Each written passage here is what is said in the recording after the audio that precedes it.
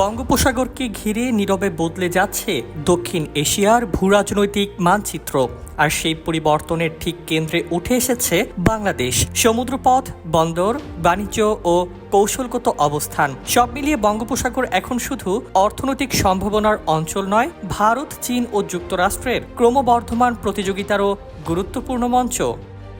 নগদ নিয়ে এলো হার না মানা হার অফার। সর্বনিম্ন 10,000 টাকা রেমিটেন্স নগদে পাঠালে থাকছে স্বর্ণের হার জেতার সুযোগ।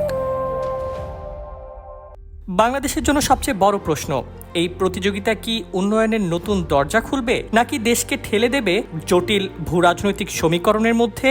চীনের নজর দীর্ঘদিন ধরেই বঙ্গোপসাগরের দিকে।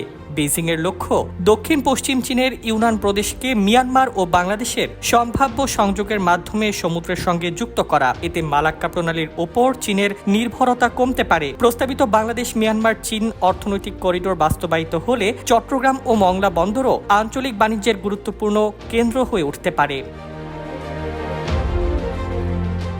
কিন্তু এখানেই ভারতের উদ্বেগ, কারণ বঙ্গোপসাগর ভারতের পূর্বাঞ্চলীয় নিরাপত্তা, উত্তর পূর্বাঞ্চলের সঙ্গে যোগাযোগ এবং আন্দামান নিকোবরের কৌশলগত অবস্থানের সঙ্গে সরাসরি যুক্ত। চীনের উপস্থিতি বাড়লে ভারতীয় নিরাপত্তা হিসাবও বদলে যেতে পারে। ইতোমধ্যে বঙ্গোপসাগর ও আন্দামান নিকোবর ঘিরে ভারত সামরিক ও কৌশলগত সক্ষমতা বাড়াচ্ছে। অন্যদিকে যুক্তরাষ্ট্রের বৃহত্তর ইন্দো প্যাসিফিক কৌশলেও বঙ্গোপসাগরের গুরুত্ব বাড়ছে। মুক্ত ও উন্মুক্ত সমুদ্রপথ, নৌ নিরাপত্তা এবং আঞ্চলিক বাণিজ্য নিশ্চিত করার প্রশ্নে ওয়াশিংটনের আগ্রহ এই অঞ্চলে ভারতের সঙ্গে কৌশলগত সমীকরণকে আরও গুরুত্বপূর্ণ করে তুলেছে।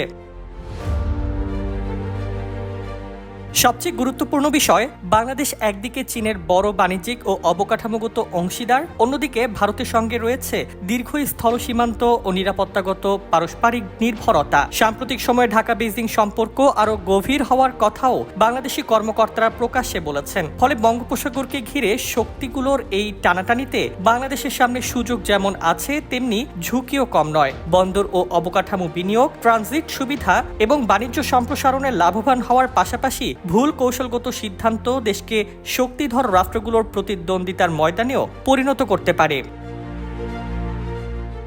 তাই প্রশ্ন এখন শুধু বঙ্গোপসাগরকে নিয়ন্ত্রণ করবে কে তা নয়, প্রশ্ন হলো এই প্রতিযোগিতায় বাংলাদেশ নিজের স্বার্থ কতটা স্বাধীনভাবে রক্ষা করতে পারবে। News desk, 21 television.